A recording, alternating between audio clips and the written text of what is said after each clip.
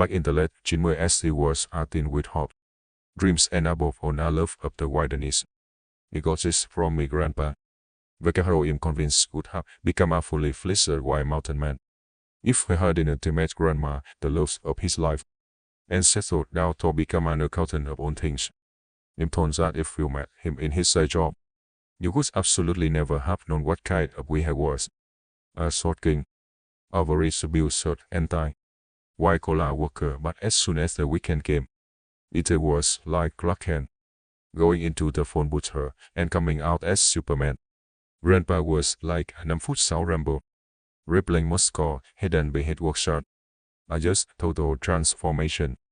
By the time he often went hunting with him, as retired from the office job, so he mostly killed outdoor grandpa and he was me hero man. He me older sister Jess and mom. We did go hunting often grandma and that's shoulder dinner taste to make it hot. Grandma cause she actually had a killing. And that because he swear that man was the worst shot that you'd ever seen in your entire life. In the end he admitted that he was such a liability. That has stay home and get ready to operate with meat. When we brought the kills in, many happy family times were spent on hunting trips. But alas, everything come to an end. Grandma got sick and passed away. Mom and Dad went their separate ways and it wasn't terribly friendly. So Dad and Grandpa never really spoke again. Jess went up and got married and had a own family of her own. And Grandpa got so. He stayed at Chloe ran a small general store in town. And he actually was former in his retirement, just helping where he could, but mostly sitting on a rocker on the porch. The store was doing a good turnover, and it was honestly worth paying Grandpa a wait to just sit outside the store, being a local character with hello greeted customers and shared a tale or two. I honestly think Grandpa was the best friend he ever had, alive in an assisted living home, and it was one of the where he was free to come and go. But there was stuff on hand if he needed anything. He asked him many times to come and like with me partner, but he was having none of it. So he shot we didn't need an old man, stinking up the place with his tobacco smoke, and what not. And he reminded him that he always had a crappy sense of smell, and could barely even smell his healed, thinking cigar when he smoked though. And he reminded me that me long suffering partner had perfectly good olfactory senses, and he had a point blood honestly. Eating, he had a crush on one of the nurses at the assisted living home, and they didn't want to admit it. One day when he had a weekend off from the store and so did he went to visit him. Grandpa was more cheerful than usual, which was odd, considering he was a pretty cheery Bella at the best of times. She met in the bed of hell. In fact, we played cards for a bit, and he was hooting with laughter whenever he won or lost, and eventually he asked him what was up. Something clearly had him down good. When he told me the answer, he was absolutely shell-shocked. He had to stand up and stare out of the window for a moment, and he remembered it being a very dreary rainy day and that felt almost perfect right hand. It was a letter from an oncologist that had been seeing, without me knowledge, and he don't remember exactly what it said, but there was brain tumor inoperable affairs in order. There were ones that stuck out to me, and he stared out the window for a moment and then turned to him. And it hung. This was the first time that he ever got angry at the old man. He asked him why he was so damn happy, and how he could let me think something good was happening, and he just smiled at me gently, and told me that he understand when he was hit at, which was dummy high at this point, that he was finally gonna see Grandma again, and he told her mom had also Sally passed early by this point, and that knowing the end is coming when you're oh yes, this scary. It is like knowing you're about to get to the end of a good, satisfying book and that on things consider. A brain tumor was a pretty quick way to go, compared to some form of cancer. He sat down and thought about it for a while in silence, and then he looked up at him and he said, "Hey Grandpa, is there anything you wanna do before the end, you know?" And then his face up like has been waiting for me to ask. Like this was what made him so happy. Then he told me that there was one that got away, and thus there was a final hunting trip he wanted me to take him on. It was not easy to manage to work at this point, and sometimes even a wheelchair. He refused that for the trip, of course, but we still had to make our way deep into the woods, which one of us using a cane. It was extremely slow going, and what could have previously been a day's hike took us 4 days of stopping to camp, stopping to rest, stopping to talk. Anything that was the point really. Grandpa just wanted to spend some time with me away from everything, and it was like chicken soup for the soul for both of us. On day 9 we pitched camp and Grandpa says that this was it. This was the spot. I waited till the sunset, and then he sat me down and told me about the one that got away. And it was like a Bigfoot. He says, but it was not the one. I first encountered it years back when my mom was a teenager, and they had been hunting together one time. They said at first that he thought it was a wolf, until we remember. Wolves don't appear in broad daylight and Bigfoot so. At this point, he paused to remind him that neither of those things are actually real, and he waved me concerns away. Besides, he said it was neither of those things anyway. Just what it was, and he says it didn't have a name. It was like a Wendigo or a skinwalker, but it was not so either. He said he called it the shatterpaw, and he asked him why, and he explained that he found footprints that day, which looked like an animal paw. If it had been shattered hands, it forever became known in his mind as a shatterpaw, and he then told me that he has seen the shatterpaw another 6 or 7 times. Over the years it was hunting him. He said also he thought has been out with us in the woods, and has looked over and see the shatterpaw just standing there in the far distance, watching him. He said he could tell the shatterpaw wanted him, and was sending him a clear message, like one he could hear straight into his brain. It wanted him, and one day it would get him. And so he told me this was the last chance to get the shatterpaw first, before it came to him one night, and took him to wherever hell it has come from. Of course, my reaction was to very silly assume that the brain tumor was starting to your its business, and maybe he had made a big and dramatic mistake, by bringing a dying man with a neurological condition out hunting. Something has stopped me even considering this up until that point, and now it feels like an actual lunatic, and so we decided to do the only sensible thing that it could think to do. Yet it's like he believed Grandpa about the shatterpaw. We spent the next few hours gloomily, loudly stalking through the woods, in pursuit of this creature that he knew didn't exist. He knew it didn't matter if we spooked it away because it was not real, and it was like 2 kids play acting. Only one of us was a grown-ass man with a on a general store, and the other was an old fellow with a brain tumor. The could barely walk, and he was the other thing. He did have a bit of sense in me.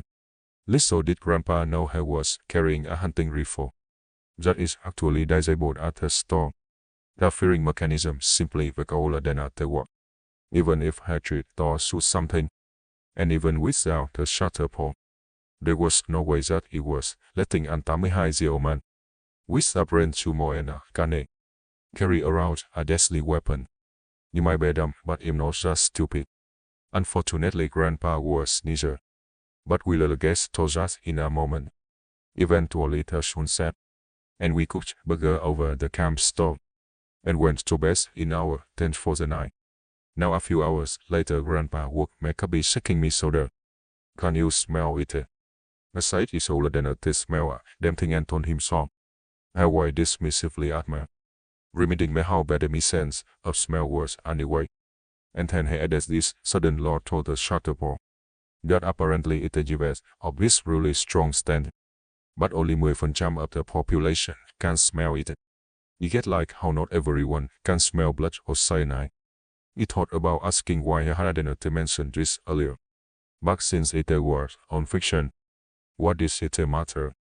And so he told him that if shatterpaw was out there, we should stay put. Now Grandpa says no way he's out there. Wrap your wound, Sonny. We're confronting this beast, and then he was gone out of the tent, before he could say a single thing. and he figured that there was a tiny chance that there was at least some kind of militaristic animal out there, or even a person saw his not rifle. While he noticed Grandpa had just left it behind, and when he stepped out of the tent, Grandpa had lit the bonfire. He looked around and asked where the shutter pole was, and Grandpa looked me dead in the eyes and says, "Eating you know." And that's when he pulled the handgun from his waistband. He told me head known on along that is sabotage his gun. Yet he was sorry for stealing from me store, but he needed to be a man. That the real me would thank him if he was still alive somewhere. And then he poised the revolver at me. His hand shook as I met, and tears started coming down his face. "You rick up it, boy," he says. "You always have. It took you one day and it has been you ever since." "What him not, damn shutter pole?" It told him. "You know him not." And I didn't it her size it was him or me. I kept talking and I kept stunning. Says that the only way that he could prove that he was did the shutter pole was if he shot him in the head, or has so it to me the rumigun to the ground. Grandpa looked confused and then maybe even a little bit ashamed. It told him he knew what he was doing, that he wanted to go out on his own term, and that this was the best damn plan that he could think of. He was Asian hard Christian, so ending it on was not an option. And if he shot him believing it was life or death, he could forgive myself. He asked him if that was right, and he nodded as he lowered the gun. A bit fast up me wanted to be mad. How could me beloved Grandpa she tricking me into killing him? But then he realized to him, he was putting his faith in the hands of the person he loved, and trusted the most, and in his aging, decaying brain has somehow justified it. He told him this he asked not it away, and he nodded again. He took a step forward to embrace him and take the gun away from him. Everything happened at once. He heard a sound and saw Grandpa raise the pistol. Honest to God, he thought that he changed his mind and was about to shoot me. Instead, he realized, "Get down and it is to the left, like my life depends on it." The gun went up with 3 cracks, and he heard the sound of a body hitting the floor. He runs over to look, and out of everything in the story, this is the most unbelievable part But this happened. It was not a shadow claw, a Bigfoot, or Wendigo, or a skinwalker. But while we've been talking, a mother effing cougar had been creeping up on us, and eventually was poised to leap on me just as Grandpa noticed it. And heck, the old man had put the creature down with the first shot. We actually think right between the eyes, brain tumor and pancit hands and everything. Girls, there was no way that we were living proof of that kin behind the grace of Grandpa's career. And it took us 9 days to hike back with that mountain lion, the cup in a sleeping barrel. The extra days left to us having to ration, and by the time we got back to town, Grandpa was not doing great. It actually started to develop a lung infection. Things declined pretty quickly after that, but her life long enough to see that goddamn mountain lion taxidermy and display it in my store, along with a plaque explaining some of the story. It is not there anymore, as he donated it to a museum about 10 years ago now, in the honor of the old man. But I still have photos somewhere from the days before digital. Grandpa passed away in his sleep a couple of months after our camping trip, and he wanted to say that things weren't easy because cancer never lets you. But he went gratefully into this dying day. He would admit to me that the one shutter for nonsense of the creature secretly being mad was something that he had gotten from a TV show that he watched in the rest room. But there's one thing that he swore into was passing, and he cannot tell if he believes this, because Grandpa was one hell of a joker. But he swore he didn't make up the shutter for himself, and he didn't make up that very first sighting of the creature. And whenever she saw look at the cup, he can't find a single piece of evidence of a cryptid. Could a shutter post or maybe Grandpa really did see one and met it? Eating has kind of love that as a legacy. So if anyone out there come across this mythical shutter post, please let me know so I can let it know that it made an old man very happy in his last days. Back in the GMS. Myself and a couple of girlfriends used to go wilderness hiking. We were extremely into it. Kind of our own personalities. We loved it and saw this together. Sarah and Adley and we decided to go on a 2-day exploration. We drove as deep into the woods as we could, and decided to just spend the radar and then camp there overnight. We parked on a dirt road and hiked until midday, then settled down for some food. Now keen to get going. We ate a little bit and then began to explore the area. We'd never been here before. It was kind of an odd location. It was very deep into the woods, but the trek had allowed us to right down here fairly easily. Adley was a photographer, and she had some kind of fancy camera that she used to take nature photos. Now this was before the days of digital cameras and camera phones. Of course, so she had to be kind of picky about what she is now. And that is what drew me attention. 1, 2, 3 photos almost in a row. He looked over to where Adley was, and she was standing near a rock face. It's older than a tell what she had seen. So young got around and realized that hiding behind this curtain of Venus was a cover.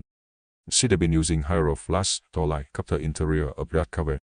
Before going in, Sarah just tied her in case it was some BSN, but pointed out that BSN been active in that area since probably way back into by MS. It was a pretty safe area this far deep into the woods. Adley said that is my best shot, but something has clearly been using the cover at Isla. A long time ago we could tell it was abandoned thought, because there were some rocks covering the entrance, which we had to clamber over to get inside. Now this curtain of Venus had fell over the entrance, and almost no natural light filled the cover. Sarah and I turned our flashlights on and we looked around.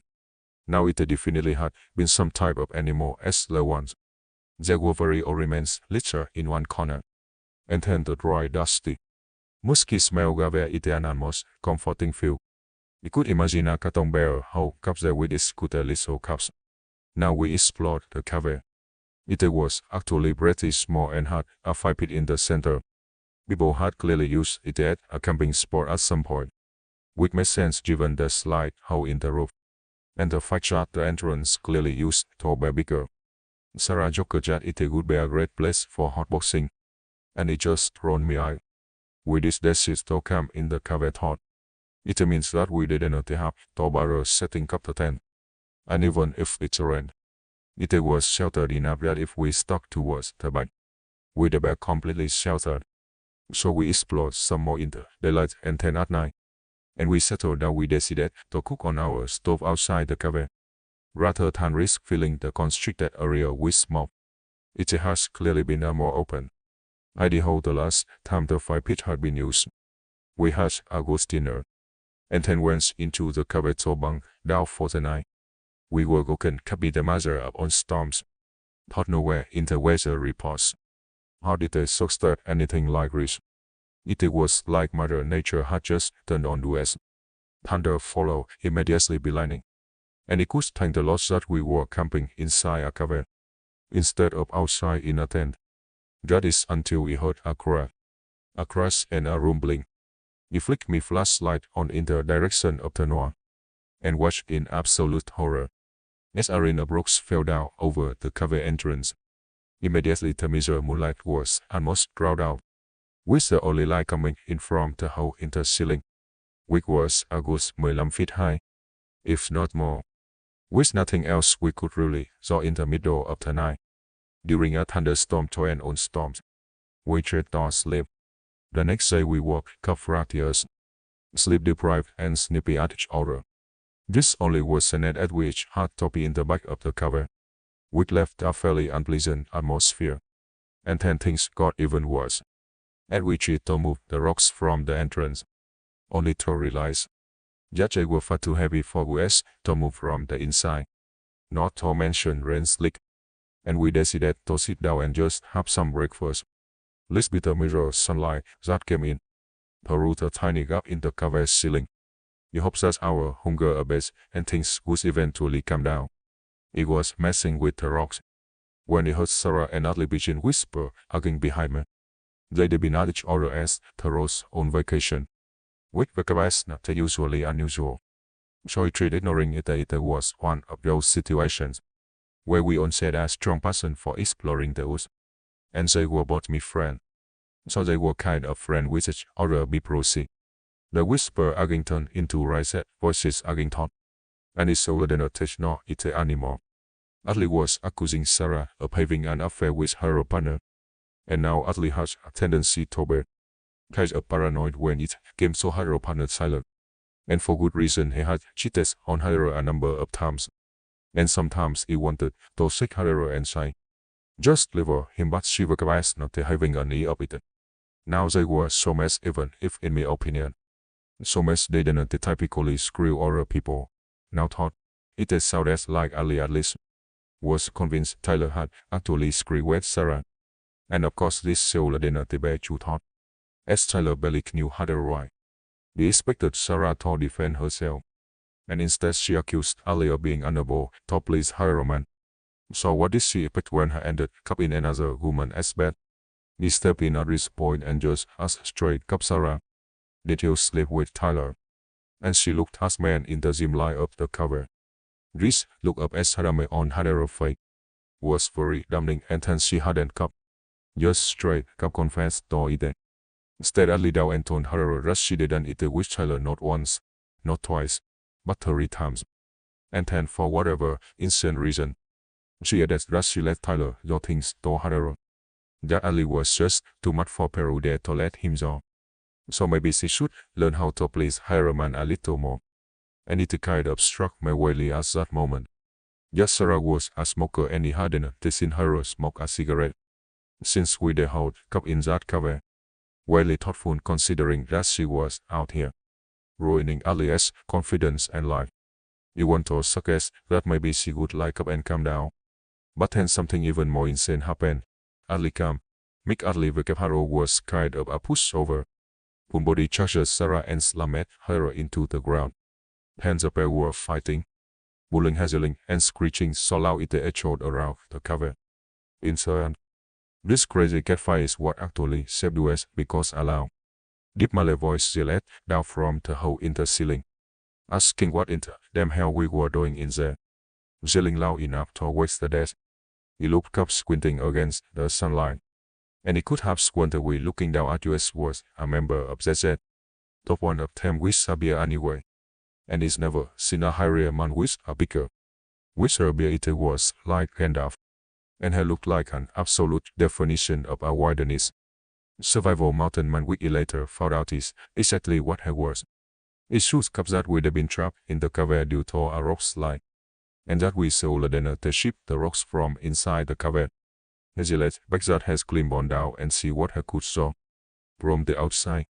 You would think that this would have calmed Sarah and Adley down, but now they were still screaming at each other, trading slaps, and at one point Sarah, yet one wicked heart of the bone Adley's man, grabbed a rock and was threatening to smack Ali in the head with it.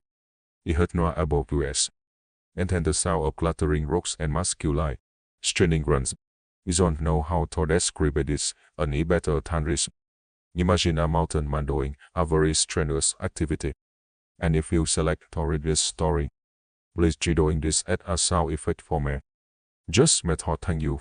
Finally, a medium-sized boulder popped into the cover and light came spilling in. The mountain man looked in and now, he could see that his bear was even bigger than he previously thought. And he also had one blind eye and somewhat of a scar. And goddamn, if this dude was not the most badass man I'd ever seen in my life. It was almost terrifying. And then he got real scary. Sarah and Adley were still screaming at each other, and Sarah had that rock in her hand. It was like they hadn't even noticed. The mountain man trying to rescue us. So he hollered fully hand screamed, and realized that if you guns run shut so happy zapping, and quieted this throbbing the pace. Then hella skin on up us. Like the Namcham Pow black bear that he took down just last week, quote unquote. He get her sort of fear on me for yet it to stare at him. Because he gave me a win and a little smile. And get sure to the other two. Vicaparo has finally sat up and stopped again. With the mountain man's help. From the other side, we were able to clear enough of a gap into the rock slide to allow us to climb through. Sarah, the last of the group, was last to come through, and he honestly can't blame Ali for refusing to help her. So it fell to me and the mountain man. Sarah and Ali were still staring dagger at each other. The mountain man Vekeharo said his name was Bob. Told us that he was gonna take up and to dry shift now, and maybe drop by the local hospital to check on the scrapper and boy we'd gotten. Especially Ali and Sarah in their little fight. It's just about back the mountain man to ride with us. He genuinely honestly didn't feel safe with Ali and Sarah, especially since he was the driver. And if a fight had broken out while he was trying to drive, he was so exhausted that I'm not sure that he could have kept the car on the road. He got Bob's sympathies with me because he eventually agreed, and even thought he says he didn't like to go into town. His one condition thought was that he was reading shotgun with me. Now I was sitting in the back with either of those crazy chicks. Well enough if you can picture Sarah and Ali's anger. Being enough to scare the two guys looking elderly mountain man if I ever met, and like they ever will meet. You can probably imagine how icy the environment was. We drove the highway or so into town, and went to the small walk-in clinics to get checked out. It turned out that Ali has some kind of infection that she'd gotten from a cat, and was actually suffering from dehydration, so she had to stay overnight. Instead, with Ali and Sarah decided to take a bus back to the city. I think it was the last time they ever spoke. And as a funny epilogue, Ali decided not to tell Tyler that she knew he cheated on her. Instead, she called him up and explained what had happened. A couple of hours later, he showed up at the hospital. It was my Bob and Tyler in the room with Ali in the bed. She tried to climb out of the bed, and Tyler thought that she was gonna hug him or something. Bob knew different thought. He put a hand on Ali's shoulder and told him he had this. And then he walked up to Tyler, moved as if to shake his hand, and then gave him a backhand pimp slap. That was firm enough to undermine Tyler's masculinity, but not enough to do any damage. That is the kind of man Bob was, thought. When Tyler looked stunned, Bob told him that maybe next time, he'd think twice about treating a figure like Ali the way he has in a kiss you not. Tyler's response was, "Which time are you talking about?" Anything that is when Ali finally decided enough was enough. And from the way Bob looked at Tyler, I think Tyler knew it too. He turned around, threw the flowers that has brought for Ali in the trash, and we just never saw that fool again. The only way to stay in touch with Bob, Vekeharo light up the grid, was to give him a mailing address.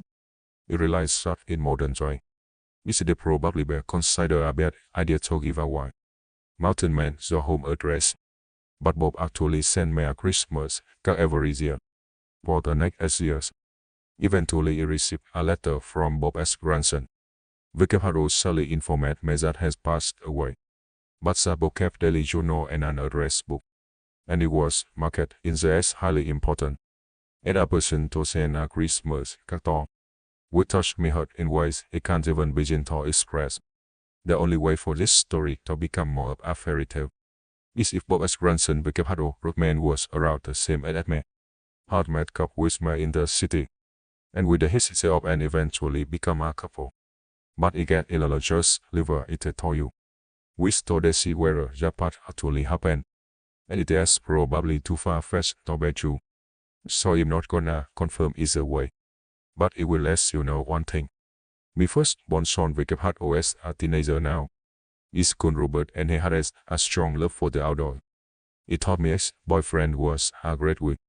He really did so much so that he was willing to let him talk me into going deep into the woods. Hiking with him even never been a real outdoorsy girl, much less a going to the middle of nowhere which one other person girl. So yeah, I really trusted and loved this way. But they say if you really want to get to know a partner, go on vacation with them. Go ilala and swat. Go on vacation with them into the deep woods. That really shows what kind of person they are. Like a complete and utter maniac, for example. We spent a lot of time preparing for the trip. Days of discussing it, planning our route, Maybe he should have seen it as a red flag when Mies wanted to call him. Aaron bought on this brand new navigational equipment, including an expensive compass, satellite GPS locator, etc., despite telling me that he had hiked the Hadesarus dozens of times, and was a quote-unquote expert on the area. On such ride down, he talked incessantly about how beautiful the area was, how dangerous it could battle, and that is why we were doing a short hike on the first day, and then spending a night in a nearby motel, having fun in it was, and then on Saba, we did come back for a 2-night camping trip in the same woods. Owen was right about one thing. The Hadesarus were absolutely stunning. Summer was turning into fun and the colors were breathtaking. We dabbled with acrylic painting in my spare time. So really only wish was that it brought some paint and an easel, and could set up in the parking lot, to paint some of the more beautiful foliage. He said this to Aaron and he sort of glared at me, and implied that he was afraid to hike through the woods. Now he thought he was joking, maybe teasing, and even so. My female pride kicks in and he responded, "Yeah, I'm gonna show you booty." And he snatched me back and told him to catch me if he could. Now this was fun for a bit. Leading him through the woods was almost romantic. And then he caught me and it led to a bit of a make-out session. And he let him take over leading the way. And the scenario was kind of beautiful. You know, the day was so perfect. Just he didn't remotely let it concern me. Just there had been no chill markers or anything. Aaron knew this place like the back of his hand after all. So there was nothing to worry about, right? So we took a break for lunch. There is a pretty much just gas station snacks and all that kind of stuff. And then he took a roll of toilet paper out of my backpack and started to go up into the woods to be. Aaron looked at me like he was a maniac and asked what he was doing. He explained that he had to go pee, and he acted like it was the grossest thing in the world, being outdoors, but also remarked that it was really smart of me to bring toilet paper with us. Yes, that is that common knowledge. And how did he expect to use the bedroom himself, especially on our later birthday camping trip? He asked him this and he brushed it up like it was a joker. But he got the impression that he hadn't even thought about it.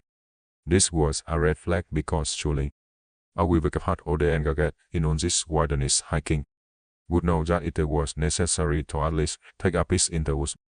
And he was a we only had to just whip it out and spray. I tried to convince myself that that was it. That maybe he didn't have that much experience with women. We were in our early 20s and he don't know. Maybe he somehow thought that someone with gun pass could just hold it in for that long. God knows why he let it got hot. But it is. And when he returned, Aaron had packed up our things and was pretty raring to go. Based on the time and how long we've been out, he figured that we would have probably started heading back to the car. Now and when he succeeded this to Aaron, Nathan responded, "Yeah, I guess we should do that soon." I mean, he was thinking we could start heading back when it got dark. But now he was baffled. We saw didn't be hiking through the depots in the pitch darkness, even with Joe's 5-level flashlight that we brought with us, just in case. In that case, we may as well plan to camp out overnight. I told him this and I got very huffy and puffy and moody and said, "Why we just head back?" And then started storming up completely in the wrong direction. Now I'm not some expert navigator, but even he could tell that we were heading deeper into the forest. Now he clearly succeeded this a couple of times, and each time he got more and more angry, to the point that he started to genuinely feel a little unsafe around him. It was a side of him that is never seen before. He tried to check it or maybe his stroke or allergies, or he don't know what. He kept asking him if he needed some water, because he could tell that he was getting overhead. Eventually he just snatched the bottle from me and took this huge gulp, allowing a bunch of water to spill on over the ground. And again, hardly something that a seasoned survivalist would probably do. And eventually he has had enough. It was almost 3 p.m. and we were clearly heading even further from the car. We stopped and kind of did that hands on my hips. Angry gun pose saying, "Bro, admit it, we're lost." He said not sure that he called him bro, but he had an affectionate pet name for him. But it is really a key thing about now. And he insisted that we were not lost, and hadn't been listening to our word he said. And he was a seasoned tiger. And of course he knew that the sun would be setting soon. We were nearly back to the parking lot. He asked him to look at the GPS tracker that we did spend so much on. So he just grumbled and says fine. And then takes the box out of his backpack. The shoebox he hadn't even set it a couple charger detail or anything. He just brought the damn GPS tracker. And somehow expected it to just work. And when he pointed this out, he almost threw the damn thing in a rage. He had to grab him and stop him from hurling it into the woods. Jesus, and he realized that maybe Aaron had a temper on him that is never seen before. He was out here in the absolute middle of nowhere with this wig, and he was quickly revealing himself. Not to be the wizard he thought he was. Very calmly and clearly insisted that maybe we did check the map out, and try to work out our location, and piece things together, using landmarks and the compass. Really requires not being accusatory or belittling at all. But of course, little did he know just how much this was on insulting his pride. So I did not expect him to react the way in which he did. Aaron began screaming at me, calling me terrible things, on ties of derogatory ensue about how stupid and demanding and ridiculous it was being. And then finally he ended the rant by calling me an unwrathful seward. Which was even ever been considered by someone with a haro with a some cat color, or stranger in my life, and even then. He was prepared to forgive him if I immediately apologized. But no, he said, if he knew best that it would be better for me to find me own way back. And his words for me in the car. Because overly in his mind, there was no chance that it get back before him. And then he storms up into the forest in clearly the wrong direction, while screaming one final fool over his shoulder to me. Up until that point is still been considering reminding him that he has the key to the car. But as a point he said no. Screw him, it took a few minutes to gather myself. As a little bit of a cry and a granola bar. And then he pushed myself together, and heads in the direction that he was certain that we did come from. He walked for about half an hour, recognizing landmarks and even a twig that is snapped from earlier. It felt like he was doing pretty well, feeling confident and almost smug about the situation. And then he heard the sound of branches cracking somewhere behind me. In a voice, a high, mocking redneck's voice, like the kind of glitch backwards killer that you hear in some crappy horror movie. You don't have said it copily. You don't come into our path of heroes. Something like that anyway. And he didn't even wait, he just began to run. Now stupidly my first thought was that he had hoped Aaron was safe, and that whoever this was hadn't got to him first. He has to be careful thought, not so head up the beaten check, and still make sure that he was going in the right direction. Now he could hear his unseen hillbilly pursuing me. He was running somewhere behind me and up the hill among the trees. OCC agent only had put out some kind of terrace light. I'm gonna skin so pretty little, but other chest is looking real good mouth on a cabin one. Psychotic things like that. And what followed was a chagwity of a movie. Also it felt to me at the time. It was darting this way and that way through the trees. OCC agent only hearing this pursuer. Now in my head, it was picturing him as some kind of mix between Jason Voorhees and the Undertaker from Wick. Even thought he had a kind of high-pitched nasally voice. More like that one we from Texas Chainsaw Massacre, a movie that is actually watched with Aaron just a week or so before. Raised stupidly now. He found a hollow weird out his stomach and ducked into it. There sitting to listen for his murderous hillbilly. We could hear him, but he seemed pretty far away now. And he was yelling something about inserting something is on want to repeat into me mouth. It started to feel thorough cup rise in me throat. Imagining this fruity inbred monster doing on this awful stuff to me. We decided to use stealth from here on in. He was yelling about how he could see me, but from the positioning of his voice, he was pretty sure that was not true. It knocked through the trees as silently as it could. and he was being pretty silent too.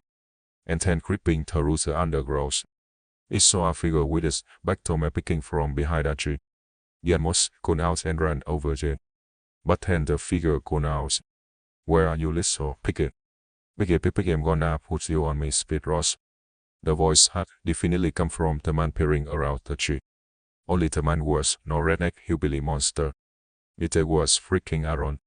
And then suddenly it dawned on me. Aaron acts unmature but has later been a theater kid in college. One of his buddies has told me. And this absolute lunatic had been following me through the woods, trying to put the fear of God into maybe play, acting as some murderous hillbilly. The problem is still had thought was that he had no idea how fake the murderous part was. He had three choices: slick past him, confront him angrily, or treat him like a potential murderer, and he don't know, knock him out with a rock or something. He decided to go for a bounty-hard option. He found a small rock on the ground, and threw it as far as he could, in the direction that Aaron was looking. And this dumbass fell for it like some crappy video game NPC. He started up in the direction of the sound, and he ran an almost crouched walking way away from the location. Now 10 minutes later, he spotted a hill, a tree that he recognized from the beginning of our hike, cause he so desperately wanted top end. Another 5 minutes and thank the Lord he was back to the parking lot. He got into Micah and genuinely, honestly considered just driving up and leaving him there. But he figured the chances of the dumbass getting himself killed were pretty high, and he didn't want hit death on me conscience. Plus he wanted to find out whether his own captivity. We kept a small licensed revolver in my glove compartment that Aaron didn't know about. He stashed it on my lap under my purse, and then hammered on the on repeatedly, trying to guide him to the car. 10 minutes later, Aaron came out of the trees looking embarrassed, but still a little smart. And when he got into the car, he quickly started the engine and began to drive off. I didn't really say much, but when we were on the road, he eventually told him that the most terrifying thing had just happened to me, and that some cannibal redneck killer had stalked me through the woods. And he told him that he genuinely thought that he was going to it. "Do you sound a bit like this?" he asked, putting that voice on now. He pretended to be shocked, like you heard him too. And then Aaron began hooting and hollering with laughter, saying no. No, it was him the one time. Remember, he's an actor. Vocabulary not it hilarious. He stared ahead at the road. I asked him if he really didn't intend talking more. In his defense, he acted horrified, like he was simply too much of an ignorant, arrogant idiot, or even consider the fact that it could have traumatized me. And we drove for a while in silence. He kept asking me if it was mad. Anything he knew that his scream would come. Eventually we reached a gas station in a somewhat suburban area. It had a diner and a truck stop, and he checked and he had cell phone reception. He told Aaron that is consider forgiving him if he went into the gas station and bought me a gas station hot dog. And then he waited until he was halfway through the gas station door, and then peeled out of that parking lot, and did not stop driving for another hour. When he pulled into the next rest stop, he had dozens of texts from him. First, they were apologies. Then they got madder and madder, telling me that it was some stuck-up word, and that he better come back and get him right now. He texted him back telling him to call an Uber, or better yet, he arrived with one of the truckers at the truck stop, and just hope that they weren't a cannibal redneck serial killer. Then he blocked him and he never heard from that idiot again. He did check on Facebook to be sure that he gotten home safely, and he had hilariously. The post that he saw was actually kind of contrite, about how he done a terrible thing to a person that he loved, and blah blah blah. Somehow most of the comments seemed to assume that he had done something a lot worse, and a one argument has broken out about him being a post. The almost correct hand, and post to answer their burning questions of what he had done. But it decided to let sleeping dogs sleep. Absolutely the widest vacation we ever had. The widest we ever did. And thankfully the widest scary story you have to say at parties now. We hope you enjoyed the tale of the time that evacuates this talk. Be a cannibal killer. Man me would make use to go deep into the woods on a hiking exploration trip every few months. We still go just not as often anymore. And rather at least. Partly because of the story that I'm about to share with you on. And it is about a time that we didn't to get killed beer. We wake haro VKS the Corey Feldman. Now you know, pretty much, everyone has a story about a time that they didn't to get murdered. And as far as you know, Corey Feldman has never killed a wizard. But trust me when he says that. This is the absolute bad way of explaining what the story is about. Cutting out on the Baxi Primbo that right menace. I'm gonna start the story with me and Mickey 2 days into our hike. Sitting around the campfire freeing cup summit. We went out in the wilderness to hunt. Just explore and have fun. And we knew our craft and knew situational awareness. And being mindful of our surroundings and none of that stuff overly. Which is why we were a little surprised when seated at our campfire. A voice spoke from directly behind us saying, "Hey, with what is cup?" We both kind of jumped and turned around in our seats. And you could tell that this fellow was hoping for that reason. Cause he had this little grin on his face. That was surreal enough, but what made it even more surreal was that the man standing before us looked like Corey Feldman, the child star of the Goonies. Lost Boys Friday, 13 ba and more. He could have sworn on the Bible that this was the case. Corey Feldman, looking exactly like Corey Feldman would look in the late high, but wearing those thick glasses he often wore as a child star. He was dressed in one of your military jackets that you could get in just about every store, but in the high-end some camo khakis. He has a green military style cap on too. And he remember on this because let me straight. He was 100% sure that he was looking at Corey Feldman. And when he took another step towards the campfire, he saw that he was not in fact Corey Feldman. Because he happened to know that Corey Feldman is a pretty short with number or number. And this we was clearly a fair few taller than that dude. And he also had this little scar on his cheek that Corey Feldman does not have. But beyond that, if he had been asked to pick this way out in a lineup, he could have pushed the DVD up stand by in the player. Him trying not to let we know that he started US. Where Mickey was saying something like, "Hey, but how is it going? You out hunting, how is the game?" You know those sort of questions. He said his name was Bucky to his friend.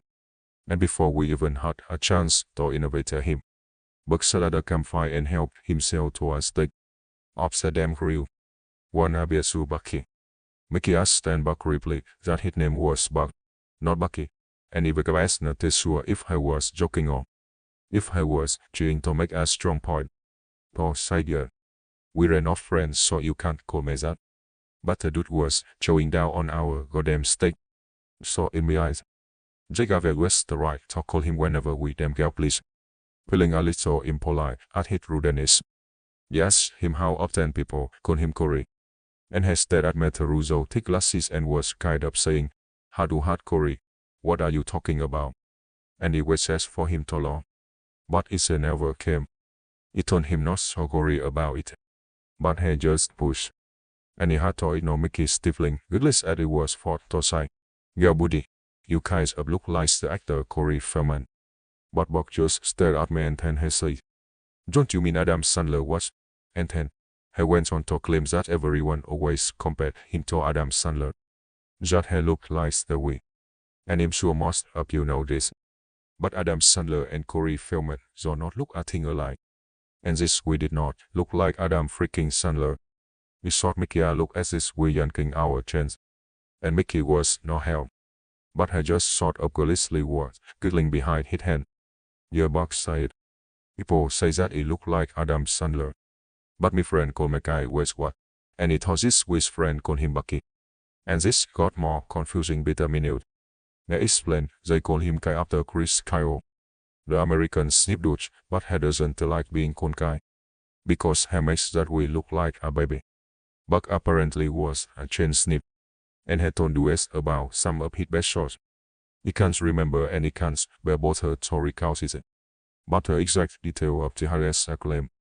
But let's just say that, as someone with even a passing interest in long-range rifles, and sniper VKHO come from a military family, you would have to be the most talented marksman to ever exist, in order to pull off some of the shots that Buck was claiming, to the point that some of them were not humanly possible.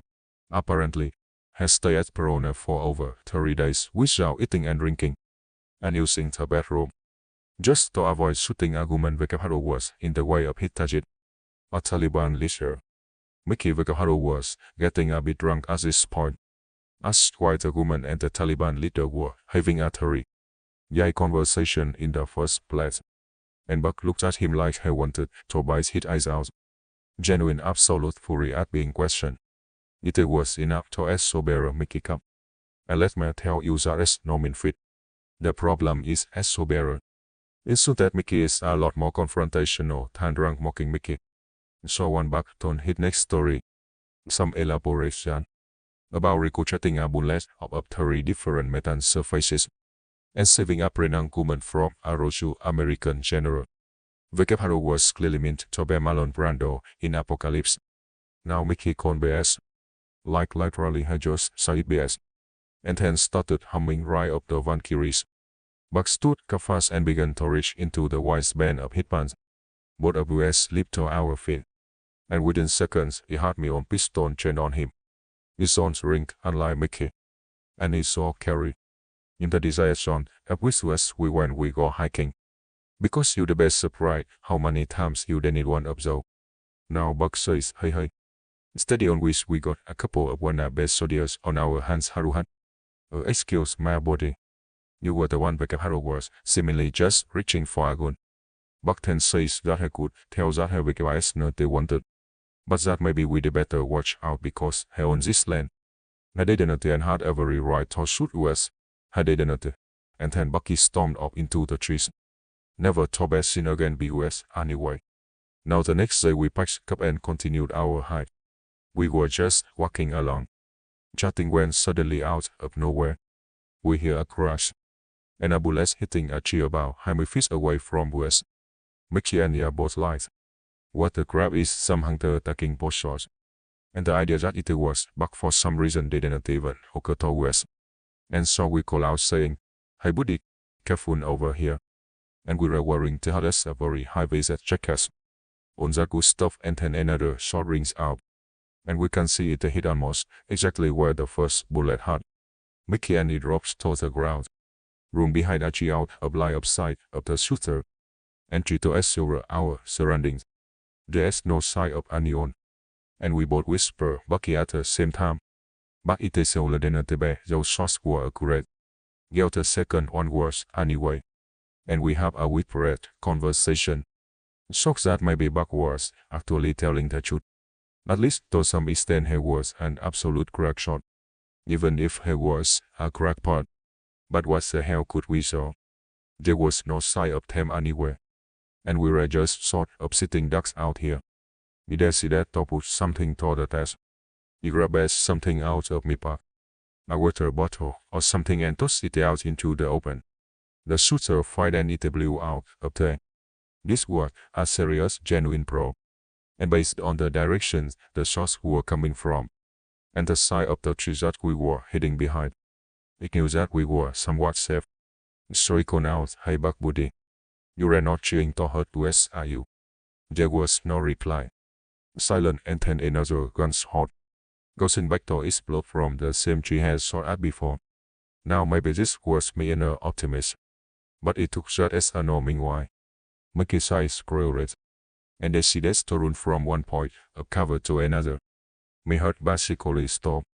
A shot rang out and I expected to see my body crumble. But no, he made it to safety and instead, the shooter had hit the tree Mickey was aiming to hide behind.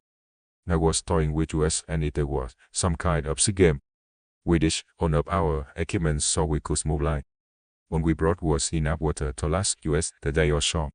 That it would take to get back to the troop. We figured if we really pushed ourselves, we could make it without stopping. Now the one journey back. The shooter was taking pot shots at us. but shows decided to prove that he was a correct marksman. He shot at the thin branch of a tree, and then has landed a shot directly in the wire of some chunk. And it was honestly uncanny. Anyone was starting to believe that the buckwheat was actually capable of the feat that has claimed. The marksmanship that he was displaying was insane. And not once did we see the damn weed has been dressed by the civilian military gear. Sure, but not full camo. And besides, to stay hidden in the forest, I would have needed to change outfits at a certain point. And it was like he was a goddamn chameleon, which did fit with what Buck claimed. Eventually, after high hours of solid running and crouching and ducking, because Vaquero could tell if the shooter would finally decide to stop toying with us and finish us up, we saw the parking lot. The truck upper, thankfully under Mason, and he saw McKay. You did take the key out of the backpack before you did it right, and it says something about the type of terror we felt. That I didn't even see joking that I left them behind. He had no idea if Buck was still watching us. Maybe he wanted us to get out the truck, think we were safe and take us both out there. And then we waited for 5 and 10 more minutes, and then that familiar crack sounded. But it was far away and in a different direction. We can't explain how, but somehow it was almost like he was telling us that we were safe to go. We got into the truck, and before he got in, he noticed something resting on the windshield. It was a spent cartridge. That he later discovered was some kind of Winchester cartridge. It had been placed there deliberately. He picked it up careful as he could, in his gloved hand and sleeve it into a Ziploc bag that he had in the truck. And then we drove to the nearest town, and overly went to the damn sheriff's office.